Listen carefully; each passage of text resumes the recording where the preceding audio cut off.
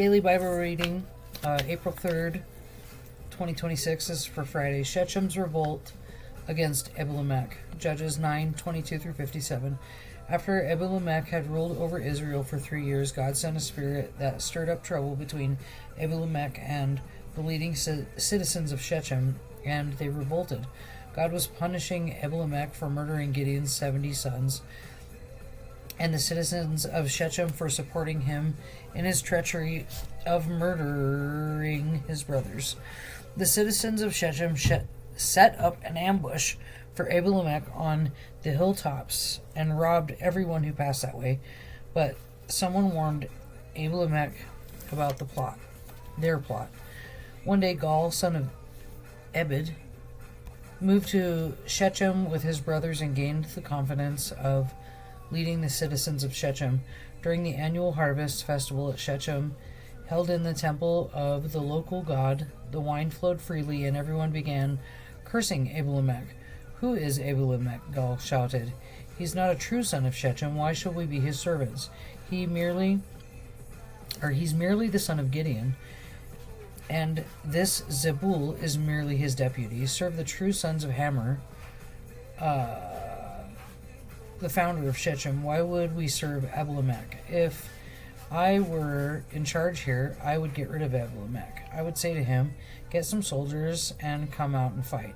But when Zebul, the leader of the city, heard what Gaal was saying, he said he was furious. He sent messengers to Abimelech in Arumah, telling him, "Gaal, son of Ebed, and his brothers have come to live in Shechem, and now they are inciting the city to rebel against you. Come by night with an army and hide out in the fields. In the morning, as soon as it is daylight, attack the city. When Gaal and those who are with him call out against you, you can do with them as you wish." So Abimelech and all his men went by night and split into 4 groups, stationing themselves around Shechem. Gaal was standing at the city gates when Abimelech and his army came out of hiding. When Gaal saw them, he said to Zebul, "Look, there are people coming down from the hilltops." Zebul replied, "It's just the shadows on the hills that look like men." But again Gaal said, "No, people are coming down from the hills." And another group is coming down the road past the diviner's oak. Then Zebul turned on him and asked, "Now, where is that big mouth of yours? Wasn't it you that said, 'Who is Abimelech, and why should we be his servants?' The men you mocked right outside the city. Go out and fight them." So Gaal led the leading citizens of Shechem into battle against Abimelech, but Abimelech chased him, and many of Shechem's men were wounded and fell along the road as they retreated to the city gate. Abimelech returned to Arumah, and Zebul drove Gaal and his brothers out of Shechem. The next day, the people of Shechem went out into the fields into battle. When Abimelech had heard about it, he divided his men into 3 groups and set an ambush in the fields. When Abimelech saw the people coming out of the city, he and his men jumped up from their hiding places and attacked them.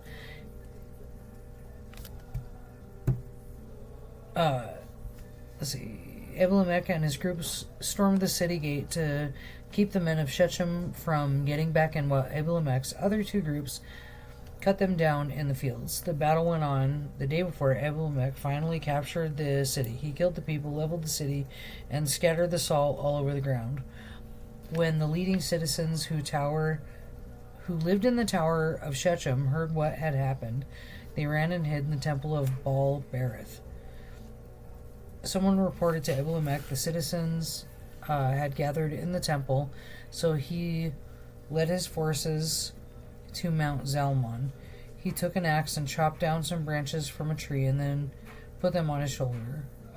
"Quick, do as I have done," he told his men. So each of them cut down some branches, following Abimelech's example.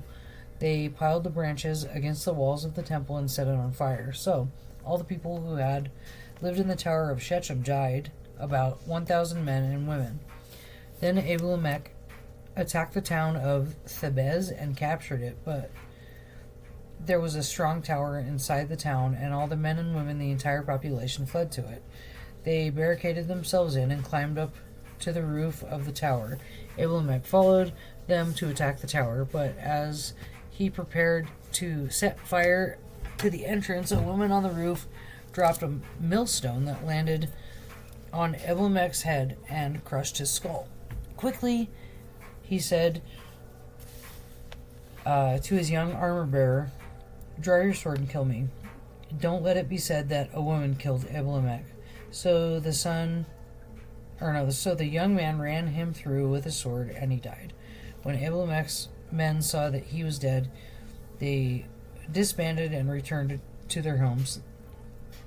In this way, God punished Abimelech for the evil he had done against his father by murdering his 70 brothers.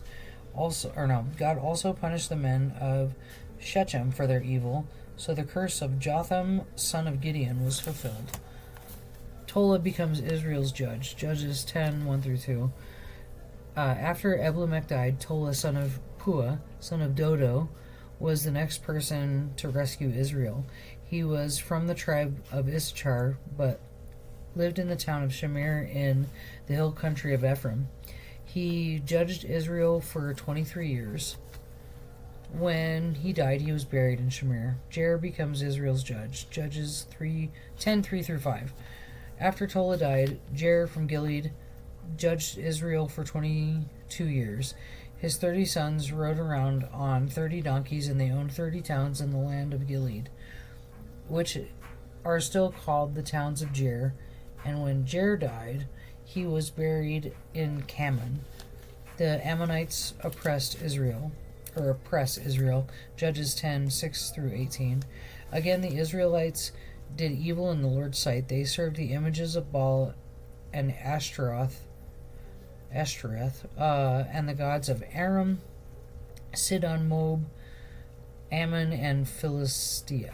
They abandoned the Lord and no longer served him at all. So the Lord burned with anger against Israel, and he turned them over to the Philistines and Ammonites, who began to oppress them that year. For 18 years they oppressed all the Israelites east of the Jordan River in the land of the Amorites, that is Gilead. The Ammonites also crossed to the west side of the Jordan and attacked Judah, Benjamin, and Ephraim. The Israelites were in great distress. Finally, they cried out to the Lord for help, saying, "We have sinned against you because we have abandoned you as our God and have served the many images of Baal." The Lord replied, "Did not I rescue you from the Egyptians, the Amorites, the Ammonites, the Philistines, Sidonites, Amalekites, and Moabites? When they oppressed you, you cried out to me for help, and I rescued you. Yet you have abandoned me and served other gods. So I will not rescue you any more. Go and cry out to the gods you have chosen. Let them rescue you in your hour of distress." But the Israelites pleaded with the Lord and said, "We have sinned. Punish us as you see fit. Only rescue us today from our enemies." So then the Israelites put aside their foreign gods and served the Lord, and he was grieved by their misery. At that time, the armies of Ammon had gathered for war and were camped in Gilead, and the people of Israel assembled and camped at Mizpah. The leaders of Gilead said to each other, "Whoever attacks the Ammonites first will become ruler over all the people of Gilead." Jephthah becomes Israel's judge. Judges 11:1-28. Now, Jephthah of Gilead was a great warrior. He was the son of Gilead, but his mother was a prostitute. Gilead's wife also had several sons, and when these half-brothers grew up, they chased Jephthah off the land. "You will not get any of our father's inheritance," they said, "for you are the son of a prostitute." So Jephthah fled from his brothers and lived in the land of Tob. Soon he had a band of worthless rebels following him. At about this time, the Ammonites began their war against Israel. Ammonites attacked. The elders of Gilead sent for Jephthah in the land of Tob. The elders said, "Come and be our commanders. Help us fight the Ammonites." But we'll just say Jep. Jep said to them, "Aren't you the ones who hated me and drove me out from my father's house? Why do you come to me now when you're in trouble?" "Because we need you," the elders replied. "If you lead us in battle against the Ammonites, we will make you ruler over all the people in Gilead." Then Jep said to the elders, let me get this straight. If I come to you, and if the Lord gives me victory over the Ammonites, you will really make me the ruler over all the people." "The Lord is our witness," the elders replied. "We promise to do whatever you say." So Jep went to the elders of Gilead, and the people made him their ruler and commander of the army. At Mizpah, in the presence of the Lord, Jep repeated what he had said to the elders. Then Jep sent the messengers to the king of Ammon, asking, "Why have you come out to fight against my land?" The king of Ammon answered Jep's messengers, "When the Israelites came out of Egypt, they stole that land from the Arnon River to the Jabbok River and all the way to the Jordan. Now then, give back the land peaceably." Jep sent this message back to the Ammonite king. So this is what Jep says. Israel did not steal any land from Moab or Ammon. When the people of Israel arrived at Kadesh on their journey from Egypt after crossing the Red Sea, they sent messengers to the king of Edom asking for permission to pass through his land, but their request was denied. Then they asked the king of Moab for similar permission, but he wouldn't let them pass through either. So the people of Israel stayed in Kadesh. Finally, they went around Edom and Moab through the wilderness. They traveled along Moab's eastern border and camped on the other side of the Arnon River, but they never once crossed the Arnon River into Moab, for the Arnon was the border of Moab. Then Israel sent messengers to the king Sihon of the Amorites, who ruled from Heshbon, asking permission to cross through his land to get to his destination. But King Sihon didn't trust Israel to pass through his land. Instead, he mobilized his army at Jahaz and attacked them. But the Lord, the God of Israel, gave his people victory over King Sihon. So Israel took control over the land of the Amorites who lived in that region, from the Arnon River to the Jabbok River, from the eastern wilderness to the Jordan.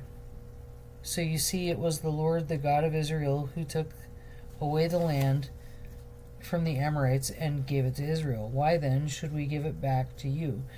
You keep whatever your God Chemosh gives you, and we will keep whatever the Lord our God gives to us. Are you any better than Balak, son of Zippor, king of Moab? Did he try to make a case against Israel for disputed land? Did he go to war against them? Israel has been living here for 300 years, inhabiting Heshbon and its surrounding settlements, all the way to the Aror and its settlements, and in all the towns along the Arnon River. Why have you made no effort to recover it before now? Therefore I have not sinned against you, rather you have wronged me by attacking me. Let the Lord, who is judge, decide today which of us is right, Israel or Ammon. But the king of Ammon paid no attention to Jep's message. Alright, that's all for today.